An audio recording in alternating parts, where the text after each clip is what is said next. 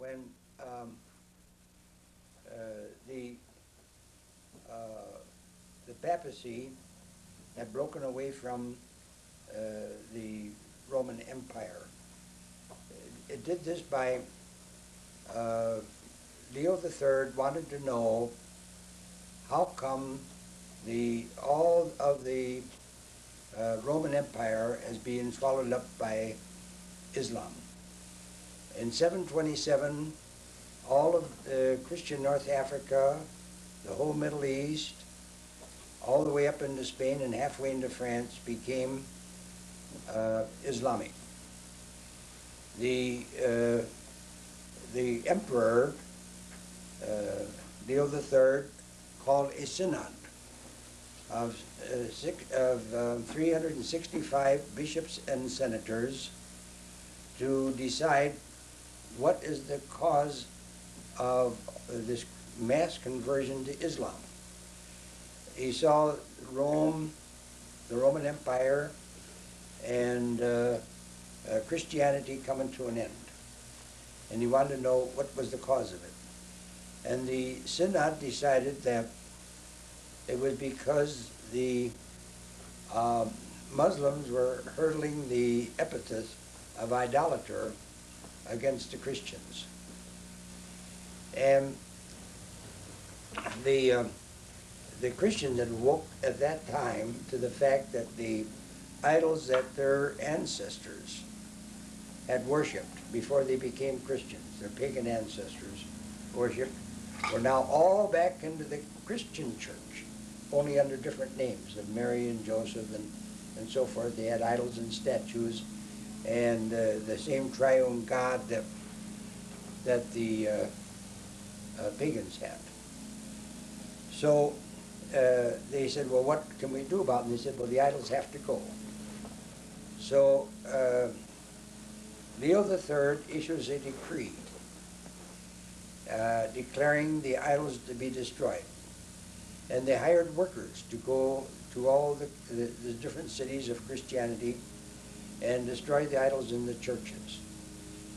So these idol destroyers were called iconoclasts that went out and destroyed idols. They went to Alexandria and to Damascus, into Constantinople, and all the different cities. And when they came to Rome, the papacy, or the Pope, sided with the idols. He says, how dare the emperor interfere with our way we run the church? And he bloodied up the workmen and sent them back to Rome, and he sent a nasty letter separating the church from the Roman Empire. And that was in 727 AD when he writes this letter, starting the Holy Roman Empire. The idols were destroyed in all the other churches except in Roman or where the Pope was. And the people were starting to wonder whether those idols were necessary. So the Pope he started embellishing these idols, or they had the priests. They put springs inside of the Bible, and inside of the idols they put goose blood inside of them, and they made them bleed and to move. They moved their eyes. They was even able to talk, giving life to the beast. When England broke away from the Roman Empire in the 16th century, they went into these idols and they found springs and gadgets and mechanisms. They found little tubes of water behind the eyes to make tears come down the face, and for the palms of the hands to bleed, and things like this. And this was due to the sorcery of the priestcraft. And the English people saw that they were really deceived by the Catholic Church in causing the people to believe that God was behind these idols. So it says here, it says, And, and by the signs which are allowed to work in the presence of the beast, it deceived those who dwell on earth, bidding them to make an image for the beast that was wounded by the sword and yet lived, and was allowed to give breath to the image of the beast, so that the image of the beast should even speak. And we have talking dolls today, you know what I mean, that makes some sort of noise, you know, like they're speaking. To speak. And to cause those who will not worship the image of the beast to be slain. In other words, the image of the beast is the idol. Charlemagne, in order to establish Christianity among the Saxons, in fact, they called these people barbarians, where they weren't barbarians at all. They were only, most of the people were already Christian, but they didn't believe in the Trinity. So in order to bring him under the papacy, Charlemagne, who was an ignorant man, he couldn't read or write, he had a statue of Jesus on the cross, the crucifix in one hand, and a sword in the other. And he gave the people a choice. Either kiss the crucifix or he'd lop off their heads. And of course, many, many thousands were killed by Charlemagne that wouldn't bow down to the image. But of course, the rest of the people said, well, no use all of us being slain, that they bowed down. And they said, if you're taken into captivity, to captivity you go. So the whole Europe became pagan Trinitarians by Charlemagne and by the papacy. They were forced to worship the image of the beast that was slain. Okay, you want to go on, Betsy? Also it causes all, both small and great, both rich and poor, both free and slave, to be marked on the right hand or on the forehead. Okay, the Christians have a great play on this in all of their theologies or mythologies that they give. They think that the beast is yet to come, some of them. They say that it's going to come out of the 10 common market countries of Europe. It is so plain that the symbol of the beast is the bear, which is Russia, that the lion is England, the eagle is America, and the body of the beast is the leopard or the leopard. It is so clear, yet they say the beast is yet to come. And this man will be a strong man coming out of the common market country, and he will be the beast. And he will establish his throne in Rome and will corrupt Rome. My God, you can't corrupt Rome. It's so corrupt that it's ludicrous what they're talking about here. So it says here, so they say, when this beast comes along, this man, everybody will be marked on the forehead. They'll probably put 666, tattoo them, or they'll probably brand them like they do cattle, or they're also on the hand. Or you'll be given a certain number and it'll go under a scanner in order to buy and sell. Nobody would be able to buy or sell unless he has this mark. Well, this is also ludicrous. What this pertains to is not this beast that we're talking about that had the head was wounded and still lived, but it's the other beast, the lamb that has 2 horns. And this is Islam. And the mark on the forehead and the mark on the back of the hand is, when I was in the islands, and I had a lot of Muslims that were in my firesides, and half of the people were Muslim in the island. And whenever the man entered the Mazarin, entered the minaret, and he called out for the city to pray, the Muslims, no matter what they do, walking down the street, the women might have had a load of groceries on her head, you know, coming home from the store. They'd set it down wherever they were, and they put their forehead to the ground, Keita. And it was dusty over there, so they put their hand over their mouth so they wouldn't breathe the dust. And when they got up, they had a mark on their forehead and on the back of their hand. And this happened all throughout Islam. And the Muslims know themselves that this because they don't wipe this dust off because they want everybody to know that they're reverent, that they prayed. They have to pray 5 times a day. And they have this mark on their forehead and the back of their hand. So this pertains to Islam. Or the image of the beast, the crucifix, pertains to the other beast with 7 heads and 10 horns. And so you have 2 beasts here. And we need to keep these separate. So the marking on the back of the hand and on the forehead. It's 17 now. So that no one can buy or sell unless he has the mark, that is the name of the beast or the number of its name. Many of the Christian, they have movies on this, and they have uh, uh, little booklets on this, and it shows that in order to buy or sell, you have to have this tattoo of your number when this beast comes into existence. Well, actually, Abdu'l-Baha explained that in Iran in the last century, that the Muslims, that is the Shiite Muslims, were the most fanatical people in the world to begin with.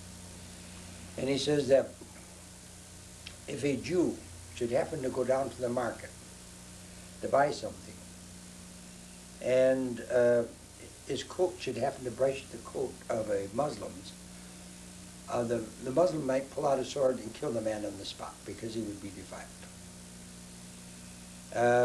However, Muhammad gave Jews and Christians the right to be citizens in their empire. People like Zoroastrians and other people he didn't mention about. So if a people wasn't a Jew or a Christian, they went down to the market, and even though their coat didn't touch another one, that they would probably kill them. So they had to have other people to go down to the market to buy. And if a Jew should happen to buy something at the market, the Muslim would have to wash the money before he could put it in his pocket because he would be defiled if he touched it. So fanatical did Islam become. And we can see when the Iranians took our hostages, how fanatical they were and are yet today. They're the most fanatical people in the world. So this buying and selling is that anybody that isn't a Muslim would defile them. And this is the mark on the forehead and the mark on the back of the hand. They can't buy or sell unless they have this. That is, unless they're Muslim, they couldn't buy in their markets. All right? This calls for wisdom. Let him who has understanding reckon the number of the beast, for it is a human number.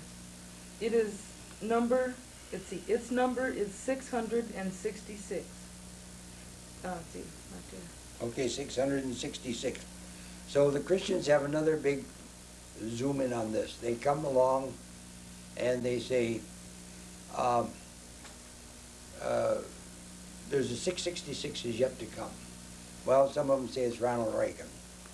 Well, if they're looking for a person to call 666, they couldn't probably pick a better one, you know, the treachery that he's causing. But they also said the Kaiser was 666. They said that Hitler was. They say the Pope of Rome is 666. And the list is a long one of who is accused of being 666. And some people are waiting for the 666 to come, and they think that he's here now and so forth. But if we will look at this verse as a footnote here. Let me read the footnote. Other ancient authorities read 616. What does he mean by other ancient authorities? Other books, other Bibles? It means this, that the Bible, and at the time that they translated into other languages from the Greek, there's 400 or more. See, Bibles at one time they didn't have printing presses. All the Bibles were written by hand. It'd probably take a year to translate a Bible, you know, by hand. And they were long scrolls, and they did this. But there was around 400 of the manuscripts existing at the time that they were translated from the Greek into English or into Latin. But the oldest one of the manuscripts that existed at that time was called the Septuagint version, or the Septuagint manuscript. It was dated back. There was no manuscripts that went all the way back to the apostles at this time. Went back to about 300 AD, 3 or 400 BC, AD. So, but they translated from the Septuagint because it was the oldest one. But the other 400 or more said 616. And it so happened when they translated that the pen probably slipped and made it a 6, rather than the being 616. So everybody's looking for 666 to come, and this is 616. And we're talking about this here one beast that's the dragon, or the lamb that has two horns in this chapter here.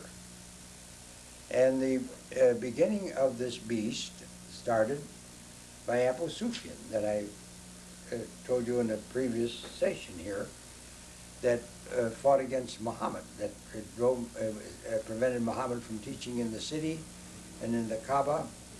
And finally, when Muhammad escaped to Medina, he come out to destroy him and to destroy the people that harbored him.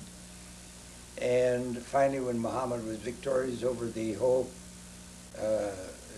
country of Arabia, he was forced to become Muslim.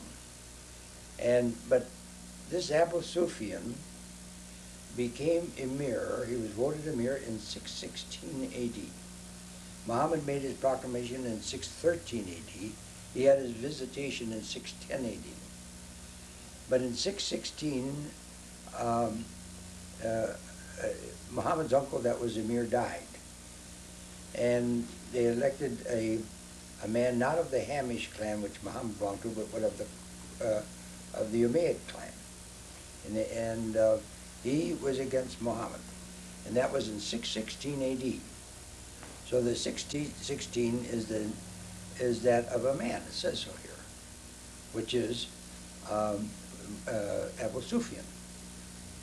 So we have here the 616, the number of this beast, and it's talking about the beast of this here lamb with two horns. And it's Abu Sufyan. Because he was the cause of the split in Islam, breaking away from Ali being the descendant. Okay, that takes care of the 13th chapter. We're now ready for the 14th chapter, and you're on again, Okay. Debbie. Then I looked, and lo, on Mount Zion stood the Lamb, and with him 144,000 who had his name and his father's name written on their foreheads. Okay, Mount Zion. What does the word Zion mean? That was where King David's home or town was, where he established, where he was made king. Yeah, Zion pertains to the Davidic kingship. And the mountain, any mountain that the kingship is established is Mount Zion. First it was just Bethlehem, was Zion. But then when Solomon built the temple in Jerusalem, Zion was extended to take in the temple, because this was the Davidic kingship sat on the throne there in Jerusalem. So today when Baha'u'llah establishes the Davidic kingship on Mount Carmel, it becomes Mount Zion, because he's a descendant of King David. And it says here, the Lamb, then I looked, and lo, on Mount Zion stood the Lamb, with him with 144,000, with his name and his father's name written in their forehead. What does it mean that he has his name and his father's name written in his forehead? That it was just, it's imprinted on their intellect that they left them. It was through their intellect, the proofs that both the Father, which is Baha'u'llah, and the Lamb, which is myself, we both fulfill prophecy. And we don't believe just by rhetoric. Or like the Christians say, you have to believe by faith. Yes, and what's the proof of that? We have to believe by faith. But we don't want anybody to believe by faith, just by faith. We believe that you should have faith, but faith should be based upon fact. It has to be definitely fact. And as Jesus fulfilled prophecy, Baha'u'llah fulfilled prophecy, and I fulfill prophecy. And when you go through these proofs, you intellectually know that it's true, just like you know that 2 and 2 is 4. It is a factual, actual factual situation.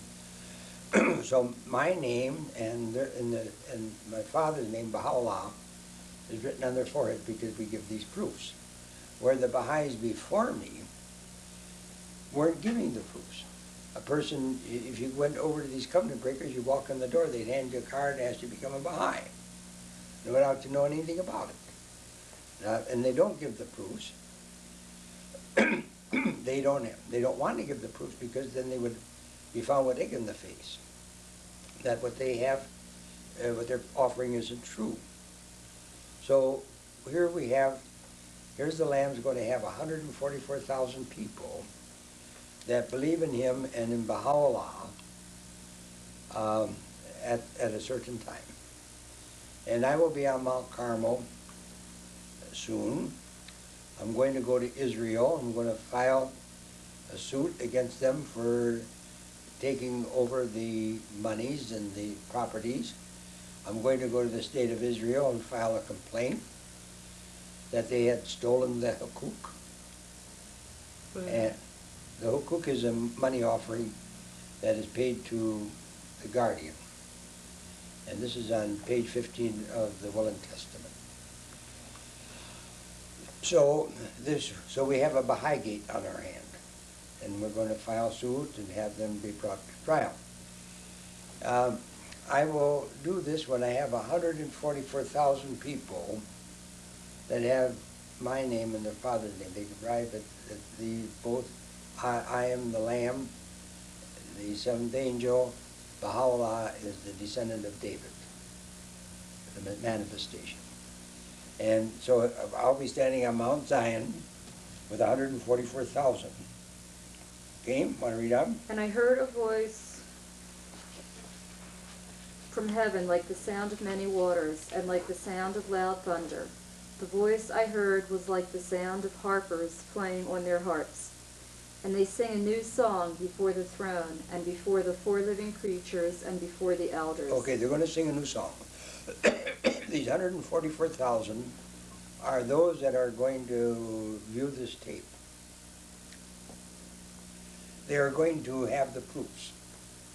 They're going to have an understanding of all the mysteries that have befuddled the minds of the people down through the ages, including the Baha'is, are explained through my explanations and commentaries. There will no longer be mysteries. They'll understand them. So I will have 144,000 behind this, and they're like, and I heard what were like the sound of harpers playing on their harps. In other words, they're going to learn this new song, my explanations and commentaries, and they're going to harp on it. It's like you was harping on it to your mother and your sister the other day, you know what I mean? In other words, they're going to tell them this message. And this is a new song before the throne that these covenant breakers know nothing about what the meaning of the book of Revelation is all about.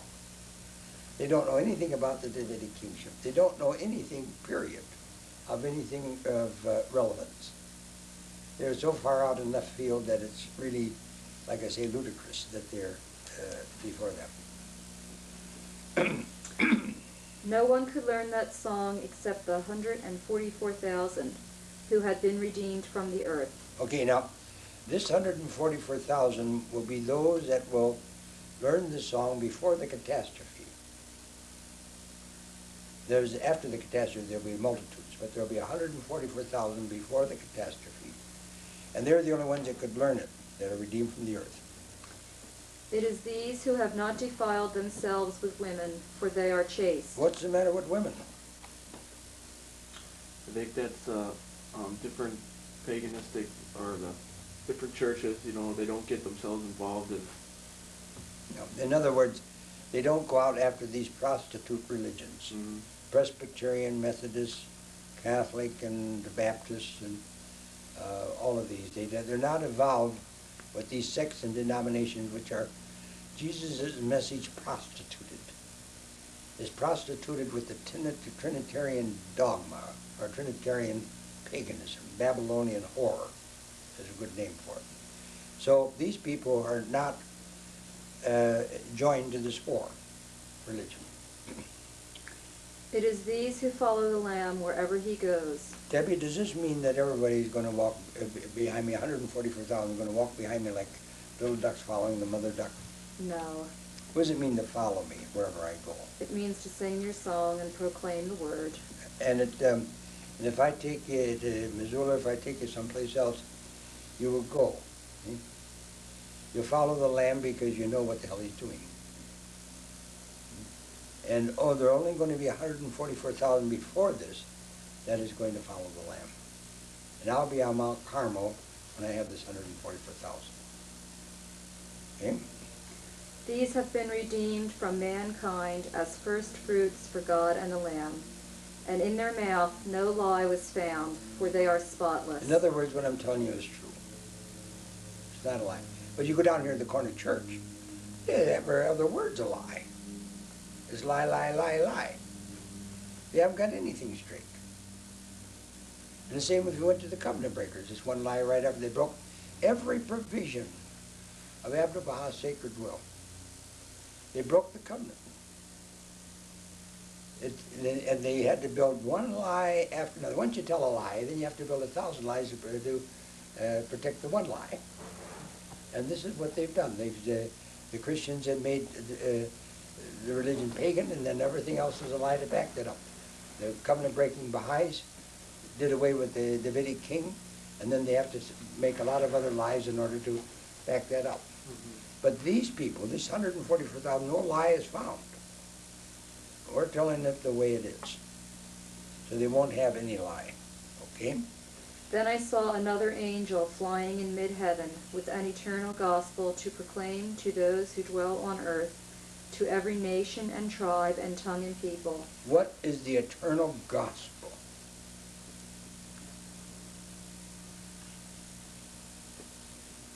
That you're going to proclaim. Message of the kingdom. The message of the kingdom. It's never been taught before. But Jesus told us to go out and teach the gospel. Paul said if you teach any other gospel than the kingdom, you're not teaching the gospel. The Christians paganized Christianity and stopped teaching that Jesus was a son of King David. And thus they were not teaching that Jesus was the Christ. They said he was the Christ, but people don't know what the word, like I said before, they don't know what the word Christ means. They're saying that Jesus was the son of God rather than a physical son of God, rather than the physical son of David. And in the first chapter of Romans, the 3rd and 4th verse, he says that Jesus was of the seed of David, according to the flesh. The seed of David is the sperm. And he's only designated to be the Son of God according to the Spirit. It's clear in the Bible that Jesus is a descendant of David. But the Christians don't teach this gospel that he's a descendant of David. They said because Mary's a virgin, that seed of David didn't get inside of Mary. That God got inside of Mary and become born. Okay, what's next? And he said with a loud voice, Fear God and give him glory, for the hour of his judgment has come, and worship him who made heaven and earth, the sea and the fountains of water. Okay, so he has an eternal gospel to preach, and he says the hour of the judgment has come. And what is the judgment? Judgment is this. The first page of the Bible starts out stating that there's one invisible God. The Christians teach 3 gods and 1 God. God the Father, God the Son, God the Holy Spirit. 3. Muhammad said 3, there's just 1. There's not 3 gods. And he's not in 3 persons. There is just one invisible God. And here it says here, the judgment. The judgment is this. Are the people going to return to this one true invisible God, or keep on worshiping this pagan triune God, or be atheists like the Russians? This is the judgment. This is the judgment that the people are going to have to decide. Are we going to accept the one true invisible God that created us, that we owe everything to, that he created us to know him and to worship him? Or are we going to go down the drain, the pagan drain, the pagan pathway into destruction? This is the judgment. Very simple. All right. Another angel, a second, followed, saying, Fallen, fallen is Babylon the Great, she who made all nations drink the wine of her impure passion. Babylon here, the second Babylon is Rome. We already explained that in a previous chapter. It was surrounded by 7 hills, you know. It's the paganistic Christian faith. And another angel, a third, followed, saying with a loud voice, If anyone worships the beast and its image, and receives a mark on its forehead or on its hand, he also shall drink the wine of God's wrath, poured unmixed into the cup of his anger. And he shall be tormented with fire and brimstone in the presence of the holy angels, and in the presence of the Lamb. Okay. He says, a third angel followed, saying with a loud voice, If anyone worship the beast and its image. The beast is the with 7 heads and 10 horns. And its image is the crucifix. This is what Charlemagne brought it into existence, with this image. And who receives a mark on his forehead and on the hand, this is the Muslims. He's talking about the Christians and the Muslims. He shall drink the wine of God's wrath, poured and mixed in the cup of his anger, and he shall be tormented with fire and brimstone in the presence of the holy angels. You're the holy angels. And the presence of the Lamb. That is, we will see the people are going to go into this fire and brimstone, which is the nuclear war, and be tormented by this, will be slain by that. In our presence, we'll see this happening. Okay? And the smoke of their torment goes up forever and ever. Meaning that these people will not be able to come back and do it over again. When they get into the next life, they've seen that they made a mistake. In this life only do we have freedom of choice. And if we use our choice to turn to the truth and turn to the one true invisible God, then God will take us into his kingdom. If we eschew the kingdom, that is, we don't accept the kingdom and don't enter into God's religion and his kingdom, we're outside of it. And if we're outside of it, we're for the fire, because any tree that doesn't produce fruit is for the fire and should be cut down. So the people that have not attained to the purpose of their creation are for the fire. And in the next life, where they see that they have been deceived by the clergy class, by their churches and by their organizations, they would like to come back and do it over again. But alas, they can't. And therefore, the smoke goes up forever and ever. For as long as there's eternity which has no end, these people have made the bad judgment. And by choosing to turn to the one true God and the truth, we achieve the pearl of great price. And the only way that you can do it is to turn to God with your freedom of choice to gain this pearl of great price. Now that don't mean that once a soul comes into existence, it continues to exist in all progress towards God. But they do it without the pearl of great price. And this you will get to see when you get into the next life. The reward that God gives you, the station that he gives you for turning to him and worshiping him and believing in him. This will be the pearl of great price. It will be a tremendous station that is set aside for you people that do this. Okay. What's next? And they have no rest, day or night, these worshippers of the beast and its image and whoever receives the mark of its name. Here is a call for the endurance of the saints, those who keep the commandments of God and the faith of Jesus. And I heard a voice from heaven saying, Write this, Blessed are the dead who die in the Lord henceforth. Blessed indeed, says the Spirit, that they may rest from their labors, for their deeds follow them. In other words, these people that die the physical death, that come into the Lord, that is, come into knowing the one true God and turning towards him, when these die, their deeds follow them, and they are blessed for this.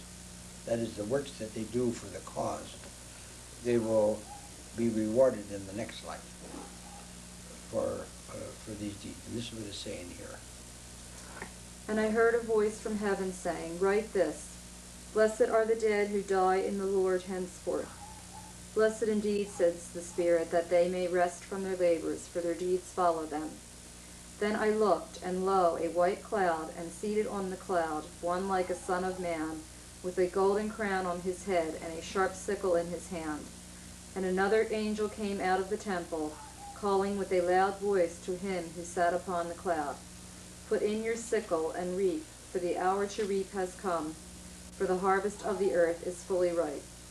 So he who sat upon the cloud swung his sickle on the earth, and the earth was reaped. Okay, here we have, and I looked, and lo, a white cloud, and seated on the cloud one like a son of man. What does the word son of man mean? It's a human, son of a man. Yes, it has a man for a father. In other words, if he just said a man, well, they say, well, maybe he's from Mars, or maybe he's something else, you know what I mean? But a son of man means he's a physical human being. He has a man for a father. And this one is seated on a white cloud, though. And this white cloud, he has the pure religion of God, but the people are all blinded to the pure religion by their theologies and mythologies. And they don't see this person seated on this white cloud. The Christians think that when Jesus comes, he's going to be on a white cloud up in the sky someplace. And he has a golden crown on his head, and of course we covered that before. This is the halo. And he has a sharp sickle in his hand. And what is the sharp sickle? It is my trumpet blast. This is getting in the newspaper. Put in your sickle, go and sound your trumpet, which has already been sounded. So he has a sharp sickle in his hand. Another angel come out of the temple calling with a loud voice to him who sat on the cloud, Put in your sickle and reap, for the hour to reap has come, for the harvest of the earth is fully ripe. So he sat upon the cloud, swinging his sickle on the earth, and the earth was reaped. And I did this last month, April and May. The last part of April and the first part of May. And the world is now ready to be reaped. The ships, American ships, are escorting the Kuwaiti ships in the Persian Gulf, and Iran is busy deploying the Silkworm missiles. And the minute they do this and we knock them out, Russia will be coming down through Iran, and it will go down and attack Israel. We're in World War III. Luke says when you see Jerusalem surrounded by armies, you know that this is the end. And this is ready for it to become surrounded by these armies. Okay? And another angel came out of the temple in heaven, and he too had a sharp sickle. Then another angel came out from the altar, the angel who has power over fire, and he called with a loud voice to him who had the sharp sickle, Put in your sickle and gather the clusters of the vine of the earth, for its grapes are ripe. Another one that has power of the fire, this was, we already said it was Charles Gaines, you have the, the pillars of fire, And so he's telling me to put in my sickle and reap. Okay? So the angel swung his sickle on the earth, and gathered the vintage of the earth, and threw it into the great winepress of the wrath of God. And the winepress was trodden outside the city, and blood flowed from the winepress, as high as a horse's bridle, for 1,600 stadia. Okay, what city was this? It was trodden outside of the city. In other words, this judgment is going to take place outside of the city. What city? Rome? The holy, in the 21st chapter, when we get to it, the holy city, New Jerusalem, which comes down from God out of heaven. Jerusalem, over there, old Jerusalem, will sit there. It's going to be split in three parts. But in the 21st chapter, John sees the holy city, New Jerusalem, coming down from God out of heaven. Now, Abdu'l-Baha, in the book, Some Answered Questions, explains that brick and stone don't come down out of the sky. What comes down from out of the sky is the law of God, the revelation of God. Okay? And the holy city, New Jerusalem, is the law of God, which includes the covenant. And we're under the covenant. Okay? Those outside of the city are going to be thrown in the wine press and squashed. And its blood is going to come out as high as a horse would bridle for How long, 200 stadia? 1,600 stadia. 1,600 stadia. There's a footnote there, About 200 miles. or 200 miles. If a bomb should happen to drop on Missoula, for 100 miles in each direction would be danger of death, you know what I mean? That would be 100-mile radius, or two radiuses make one diameter. 200 miles. If a bomb drops on Spokane, all around the area there, but it won't cross, the destruction won't cross the mountains into Missoula. The mountains will filter out the fallout. Oh, there'll be some fallout. But if we stay in our basement for about 10 days, we'll be all right. So we're going to have, for 200 miles, or 100-mile radius, this destruction is going to take place. But those that are in the city will be spared from this. And we are promised to be spared from the hour of trial that's coming on the whole world. The hour of trial is a nuclear war. So here's what this is talking about. Is there any question on any of this? Is this made quite clear? Okay, you're next, I think, aren't you? All right. 15.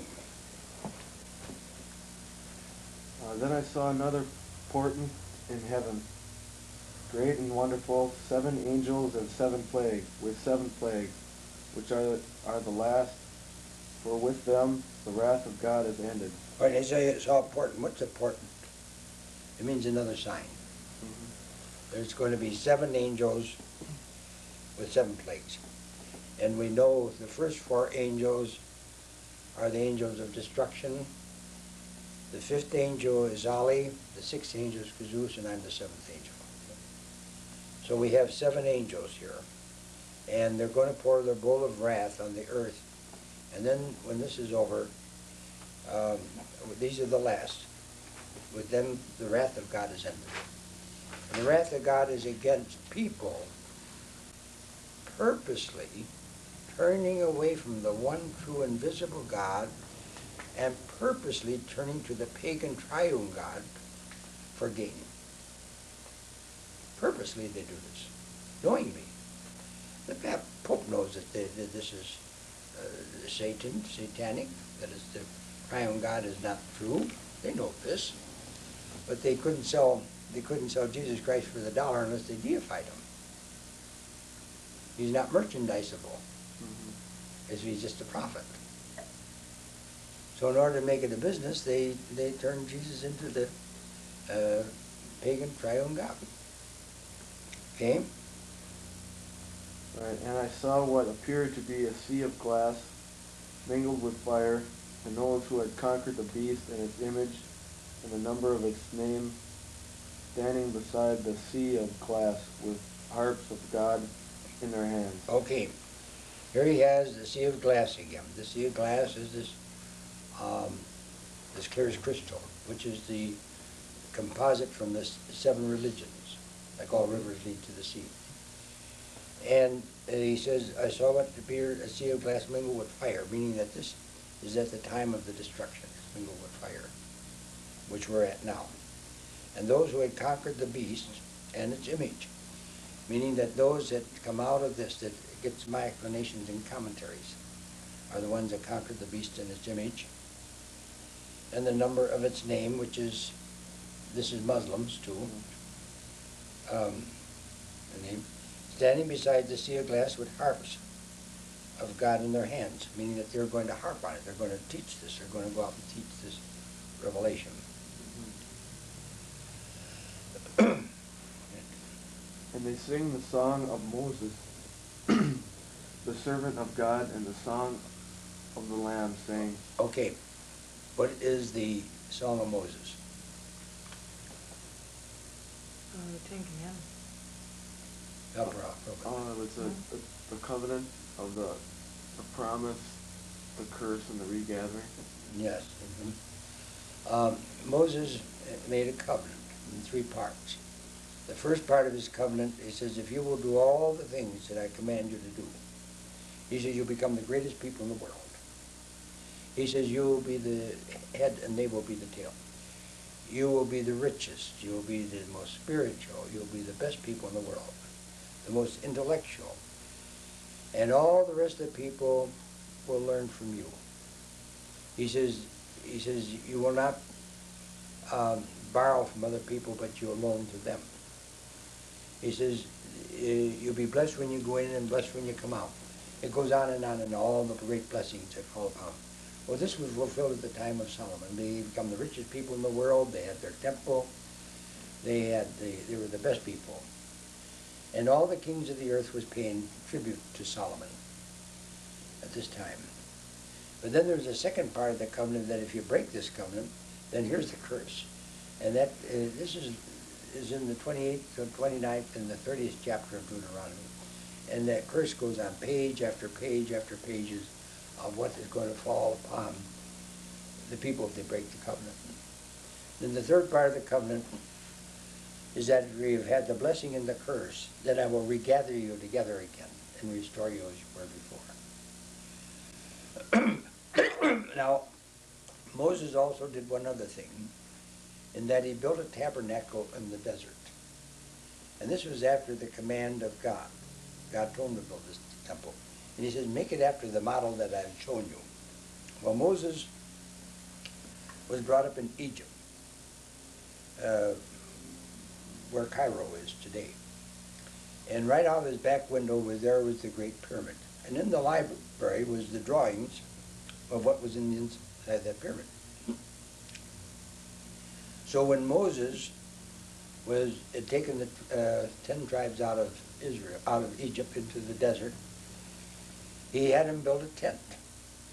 And he divided it in two by a curtain. And one side of the tent, he had the sanctuary, and the other side was the Holy of Holies. And then before the door to the tent, he had an altar in which he had the people come and bring their animals for sacrifice. The reason that he had them to bring their animals for sacrifice is while they were in Egypt, they were worshiping animals as God. In fact, when Moses was up on the mountain receiving the 10 Commandments, they built a molten calf to worship. So Moses was very distraught that these people, these Israelites, had taken on the pagan concepts that generated from Nimrod. So in order that they wouldn't worship animals as God, he had them to take the best of their sheep, the best of their cattle, the best of their cocks, and so forth, to bring them to the altar, and then the priest would kill them on the altar and sprinkle the blood in the sides of the walls of the sanctuary, and then he would put them and burn them to a crisp with fire. And when the smoke of this animal went up into the sky, it was symbolic of going up to the nostrils of God, to the one true God. In other words, they were burning their gods to God, doing away with imagery to worship rather than God. So in this temple, in the first place was the ordinary priests. They were called the Levitical priests. They were the tribe of Levi, and that's why they were called Levitical priests. And only a tribe of Levi was able to go into that temple. Unless you were a descendant of Levi or of that tribe, they weren't allowed to be priests. Jesus was of the tribe of Judah, and he wasn't allowed to go in that temple, but Moses was of the tribe of Levi. And Moses puts his brother, he makes him as the high priest, while only the high priest could enter into the other room called the Holy of Holies. In the Holy of Holies, there was a box over in one end of it. And in this box was called the Ark of the Covenant. And Moses had the high priest, his brother, place in the Ark of the Covenant his laws and the tablets of the 10 Commandments, and on the top of the box he placed a copy, or he placed the covenant that he made. And he only allowed the high priest to go into it, and then and only the descendants of this high priest, Aaron, could be a high priest. Nobody else could go in this room with the high priest. The high priest had the writings of Moses before them. The other priests didn't have these writings. The high priest educated the other priests. And when the people of Israel came to Jerusalem, where the temple was, where this tent was finally, Solomon made a stone structure of it, and the Ark of the Covenant was placed in the stone structure. When they came to this, the ordinary priest taught them the law, which he learned from the high priest. This was a good system because there was only one interpreter at a time, and that was the high priest. Nobody else had access to the writings. And this caused a unity of all the 12 tribes, and they became the most superior of all the nations in the world because they were united under David and Solomon. So Solomon was very much beloved of God because he built a stone structure. Because God says, Solomon, you did a wonderful thing. You built this here temple unto me. And he highly praised Solomon for what he had done. And Solomon became the richest person in the world. He had thousands of charioteer cities with chariots and horsemen. And these chariots and horsemen were given to him by other nations. They all paid tribute to him. And all the nations of the earth, the Bible says, all the nations in the world paid tribute to Solomon. And the best thing that they could give a man for a gift would be his daughter. A king would give his daughter to another king to be a gift. And Solomon had 700 wives and 300 concubines. He was so rich. And he was very much beloved by God. But then these wives were coming from the pagans' world. And in the scripture says you must not take a pagan woman for wife, okay? Because they'll beguile you. But Solomon had 700 wives, which he came into and had children by. So these wives started complaining, said, we're not Hebrews, we're not Jews, we're not Israelis. We don't believe in the one true God. We believe in the pagan triune God. Okay? And he says, build us a temple to Esdras, which is another name for Semiramis, or one to Nimrod or Barnin, which was called Malcolm, another name. Okay? So he builds 5 other buildings around that temple that he built to God. 5 other temples to these pagan gods. And then in his old age, one of his wives beguiled him to go into her temple, the temple to her God, and worship her God. So she must have been a pretty thing, because maybe he wouldn't go to bed with him or something if he didn't. So he went into this temple and he bowed down to Esdras, which is another name for Semiramis. And God became very angry. He says, darn you, Solomon, you broke the covenant. And you know all the dirty things are going to happen to you in Israel because you broke the covenant. You break the covenant, the whole Israel breaks the covenant. He says, I'm going to take the kingdom away from you. No, he says, I'm going to leave you 2 tribes. Take 10 of them away, he says. And he says, I'll just leave you 2 tribes, but I won't do it during your lifetime because you did build the temple to me. So one of the prophets had a vision that a man by the name of Jeroboam was going to become king over 10 of the tribes. So when Solomon heard about it, he was going to get this man and kill him so that wouldn't happen. And the man heard that Solomon sent out a band of soldiers to get him, so he escapes down into Egypt. And he gets down into Egypt, and he tells the Pharaoh about this. Oh, the Pharaoh says, is that the way it goes? He says, yes. So he dresses this man, Jeroboam, in royal robes. And he gives his daughter, his favorite daughter, to Jeroboam to be his wife. And thus Jeroboam becomes the son-in-law of the Pharaoh.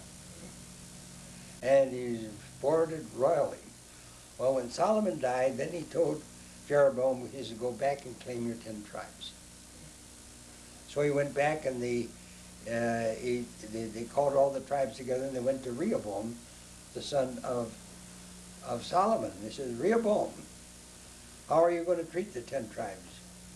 He says, we were very much enslaved under your father, Solomon, to build all of this beautiful city and all these wonderful things. Now that this work is all done, can we have some sort of rest, you know? He says, hell no. He says, my father beat you with whips, and I will bite you with scorpions. So Jeroboam says, up and away, leave this madman. So 10 tribes went with Jeroboam, and Israel separated. 10 tribes called the northern tribes are called Israel, and the 2 tribes became known as the Jews. When Jeroboam took them away from Jerusalem, he didn't want them to go back to the temple for worship because then they would all become united again. So he put up idolatrous worship, one in Dan and one in Ephraim. And it became pagan, the 10 tribes. 6 years later, due to the fact that the 2 tribes now were weak, Judah and Benjamin, the Pharaoh brought his army down and conquered the Jews. So the Pharaoh was over all 12 tribes. His son-in-law was the suzerain to the Pharaoh, and the other 2 tribes were conquered by the Pharaoh. And from that time on, a descendant from that time on, these descendants of Solomon, these kings, the Jews, were under foreign domination. And it continues down to the present time. They're under, until the coming of Baha'u'llah. And Baha'u'llah reestablishes this Davidic throne in the world. Baha'u'llah is that king, this descendant of David, that reestablishes the David throne. 300 or 400 years in 721, or 300 years after Solomon, the 10 tribes were taken into captivity into Iran and into Assyria. 100 years later, in 606, the 2 tribes were taken captive into Babylon. And 70 years after that, the Cyrus that conquers Babylon tells the Jews that they could go back and rebuild their temple after Nebuchadnezzar had destroyed it. And but Nebuchadnezzar had taken the Ark of the Covenant into Babylon, and it became lost. So when they rebuilt their temple, they didn't have an Ark of the Covenant in it. So it wasn't in accordance with the law of Moses. So they're still under the curse, even though they have their temple back. When Jesus come, Jesus wanted to place his covenant in the temple. They said, no, you can't place it. You can't place your covenant. You're of the tribe of Judah. And Jews can't get in the temple. So Jesus places his covenant. He places his covenant in the temple in heaven. And this is recorded in the book of Hebrews. And but Jesus said that Baha'u'llah is going to come, and he will establish the kingdom. And Jesus said, I have a kingdom, but it's not of this world. And he says, the world will never see me again. So this is the Song of Solomon, that he builds a temple. He gives 3 parts to his covenant. The blessing that lasted up until the time of Solomon, then the curse, and the Jews are still under the curse, present time. Baha'u'llah came in the last century, and as a prisoner in chains, he was brought from Tehran. His father sat upon the throne of David. And when Nebuchadnezzar conquered the Jews, he put King Jehoiakim in prison, in a dungeon. But because of Daniel, wonderful things, he took Jehoiakim out of the dungeon and placed him on a throne above the other thrones. There was other kingdoms in Babylon that Nebuchadnezzar had conquered. but he placed it above those other kingdoms. And when Cyrus conquers Jerusalem, or conquers Babylon, he expels the Babylonian whore regime out of what was Babylon, or now is now the Zoroastrian or Persian Empire. But Cyrus allows this throne to exist, and if